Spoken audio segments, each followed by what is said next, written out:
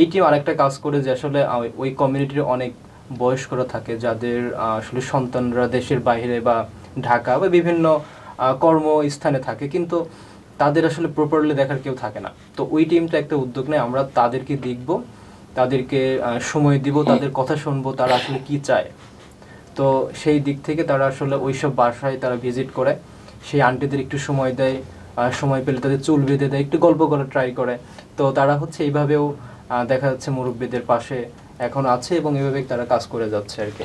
বাহ, খুব চমৎকার। মানে আমি একটু ইমোশনালি হয়ে গেছি যে আসলে দেখা যায় যে ওল্ড এজ যারা তারা আসলে একটা সার্টেন টাইম পরে গিয়ে আমাদের সমাজে বা আমাদের পরিবারের খুব একাকিত্বে ভোগে। খুব একা হয়ে যায়, এবং আমরা হয়তো এটা খুবই আনকনসিয়াসলি ওনাদেরকে একা করে দেই। আমরা চাইলেই হয়তো ওনাদেরকে এঙ্গেজ করতে পারি, হয়তো তাদের সাথে দুটো বিষয়ে গল্প করতে পারি,